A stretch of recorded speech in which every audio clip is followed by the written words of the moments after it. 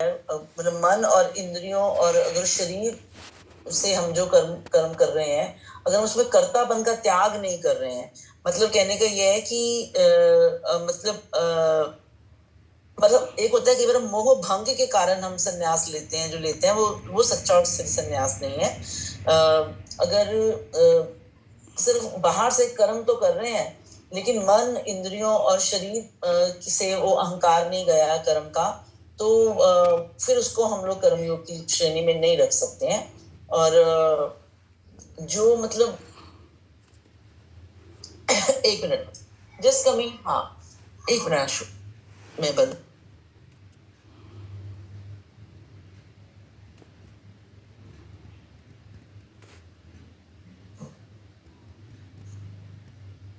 इसका अर्थ ये भी ले सकते हैं ना, जैसे हमने गीता जी के ऊपर ऊपर से श्लोक पढ़ लिए, बस वो याद कर लिए, सब हो गया, लेकिन उसको अपने जीवन में नहीं उतारा। हाँ जी, हाँ जी, हाँ। मतलब इसका ये भी ले सकते हैं कि जैसे भक्ति में लगे बिना, मतलब अगर हम केवल कर्मों का परित्याग कर देते हैं और मतलब बाहर से कर्मों का परित्याग कर दिया, लेकिन उसकी भक्ति में नहीं लगे हैं, मन से नहीं त्यागा, तो उससे हम सुखी नहीं बन सकते हैं। और मतलब मन से अगर हम कर्तापन त्यागते हैं और तो हमें मतलब परमेश्वर की प्राप्ति हो सकती है। कर्मयोगी परम ब्रह्म परमात्मा को तब प्राप्त कर सकता है अगर वो मन से कर्मों का त्याग करे, ना कि सिर्फ शरीर से। ऐसा मुझे समझ में आया। बल्कि ना आशु साथ साथ में जो ऐड करना चाहते हैं ना, वो ज्यादा ठीक रहेगा, क्योंकि फिर वो पक्का हो जाता है। मतलब जितना मुझे मैं ये कहना चाह रही हूँ कि हम इसमें जैसे दो चीजें आ गई ना, संन्यास और कर्मयोग। जी, कर्मयोग तो बहुत जरूरी है, क्योंकि कर्म किए बगैर हम रह नहीं सकते हैं। जो सन्यासी है वो भी कर्म करता है।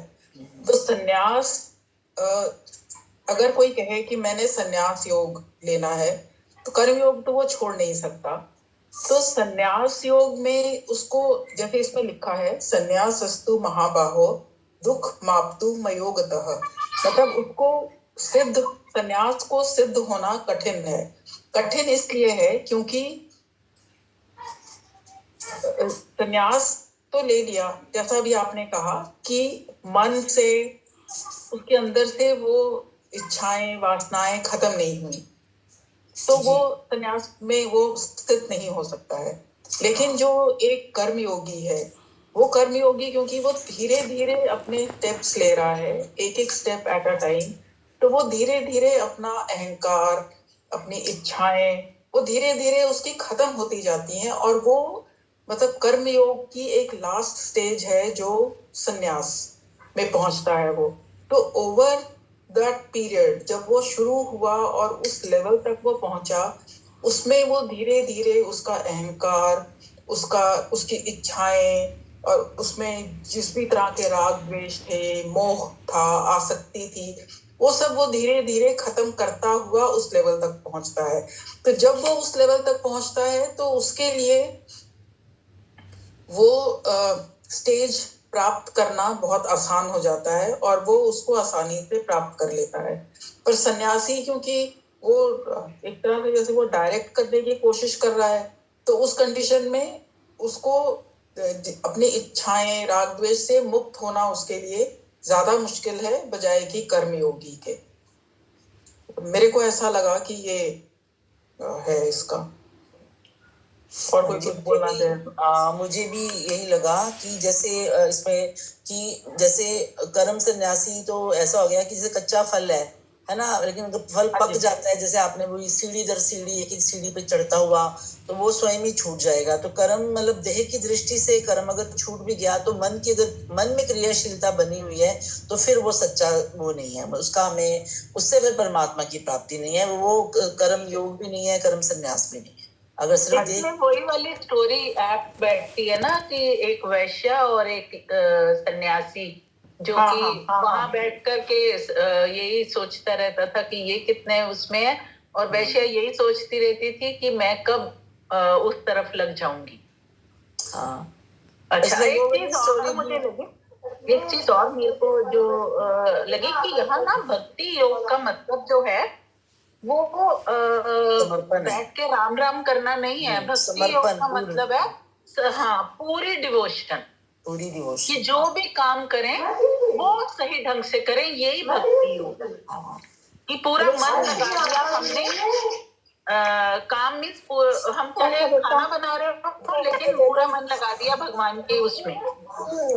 जरूरी नहीं है कि भजन गा के या राम राम करके या मंदिर जाके, लेकिन पूरा समर्पण ही भक्ति योग है इसमें। मेरे को ऐसे लगा है, ठीक है कि नहीं पता नहीं। नहीं नहीं बिल्कुल है ना? मुझे भी हम सही है सब ना? हाँ कर्म भक्ति का मतलब बिल्कुल भी वही, भक्ति का मतलब ये है कि हमने पूरा समर्पण कर दिया, मन हाँ। इंद्रियां शरीर मन सबसे हमने कर्तापन को त्याग दिया, हम्म, तो हर जगह से कर्तापन को त्याग दिया। और वो जैसे मतलब बाहर बाहर से त्यागने से वही वाली बात कि जेल में अगर जेल में कोई व्यक्ति बंद है जिसने बाहर कत्ल किया और जेल में उसको कत्ल करने की सुविधा नहीं मिल रही है, तो ये इसलिए वो नहीं कर रहा। कत्ल करने का कर्म त्याग दिया, नहीं उसकी हाँ। मेंटालिटी नहीं गई है कत्ल करने की, हाँ, जो ये मेंटालिटी चीज जाएगी है तब तक। कि हाँ कर्म योगी और सन्यासी में भी यही चीज है कि अगर मैंने एसी का सुख नहीं लिया है ना, हाँ तो अगर मेरे पास एसी नहीं है तो मेरे को लगेगा हाँ एसी कितना मजा, कितना मजा, कितना मजा। और अगर मैंने एसी में रह करके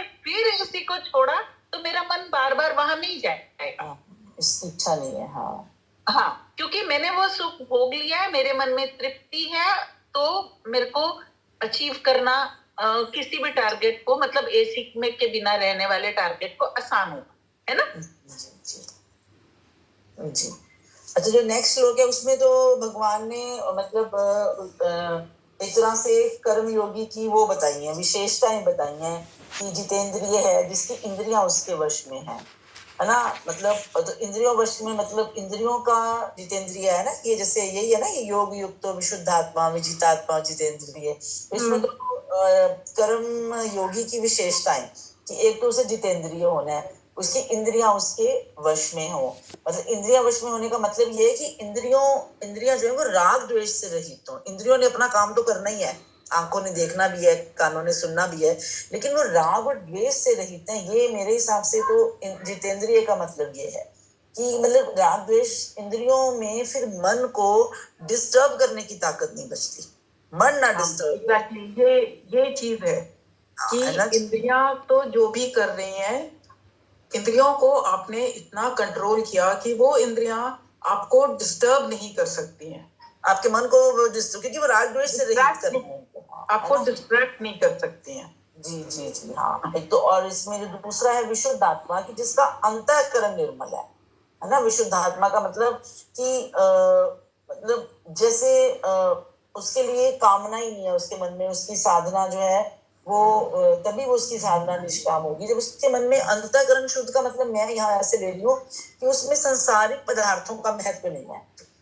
क्योंकि जब तक हमारे मन में हमारी अंतरात्मा में संसारिक चीजों का इम्पोर्टेंस रहेगा तब तक वो निष्काम नहीं हो सकती हैं। फिर वो इम्पोर्टेंस के हिसाब से हम उनको तोलेंगे। तो विशुद्ध आत्मा अकॉर्डिंग टू मी इज कि अंतःकरण की मलिनता दूर हो जाए। फिर नेक्स्ट है इसमें विजित आत्मा। तो विजित आत्मा का मतलब कि मतलब शरीर के सुख और आराम को त्यागना, यानी कि अगर शरीर में आलस है, प्रमाद है, तो फिर हम कर्म योग में रत नहीं हो सकते हैं। तो शरीर को वश में हाँ बेटा, क्या हाल? जी ठीक है, एक मिनट।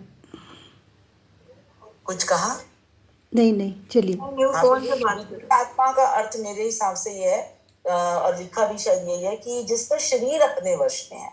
मतलब शरीर में सुख आराम के चक्कर में मतलब हम लोग प्रमाद में आ जाते हैं, आलस में आ जाते हैं, तो वो उसका त्याग करना मतलब तो तब हम कर्मयोगी हो सकते हैं। वरना हम शरीर के अगर शरीर को अपने वश में करने की जगह अगर हमारा हम शरीर के वश में है कि शरीर आराम मांग रहा है, शरीर चाहता है और सुबह उठाना चाहे, शरीर चाहता है ध्यान में ना बैठा जाए, तो हम वो सब करते रहें, तो वो नहीं। तो विजित आत्मा जिसने अपने शरीर को वश में कर लिया। और फिर है इसमें सर्व भूतात्मा, भूतात्मा जो मतलब सभी प्राणियों में है ना, सभी प्राणियों के साथ वो अपनी एकता का अनुभव करे। जैसे फॉर एग्जाम्पल अगर हमारी बॉडी है, हमारी बॉडी के किसी भी अंग में चोट लगे तो मतलब हम दूसरा अंग उसकी सेवा करने के लिए बिना किसी अभिमान के अपने आप आगे आ जाता है। हमारी आंख में मान लीजिए तिनका गया है तो हमारा हाथ अपने आप उठेगा आंख की तरफ, तो वही वाला भाव जो है, जैसे जो हमारे शरीर के सब अंगों में जो समान भाव है, वही वाला भाव हम सभी भूतों में यानी कि सभी प्राणियों में देखें। तो मतलब मुझे ये लगा कि तो ऐसा जो व्यक्ति है वो कर्म योग, ऐसा कर्म योगी जिस जो मतलब शुद्ध आत्मा है, विजित आत्मा है, जितेंद्रिय है और सभी प्राणियों में एक ही परमात्मा को देखता है, या सभी प्राणियों में खुद को देखता है, या खुद में सभी प्राणियों को देखता है, ऐसा वो कर्मयोगी जो वो काम करता है, कर्म से वो मुक्त नहीं है पर वो उसमें लिप्त नहीं होता है। 7th का मुझे मतलब वर्ड दर वर्ड ये समझ लिया कि जो मेरे अंदर है वो ही सबके अंदर है, तो फिर हाँ। गलत काम कर ही नहीं सकता। मतलब इसमें ये है ना, सर्वभूतात्मा वही मतलब संपूर्ण प्राणियों की आत्मा ही जिसकी आत्मा है, इसका अर्थ। और उसके बाद 9th एंड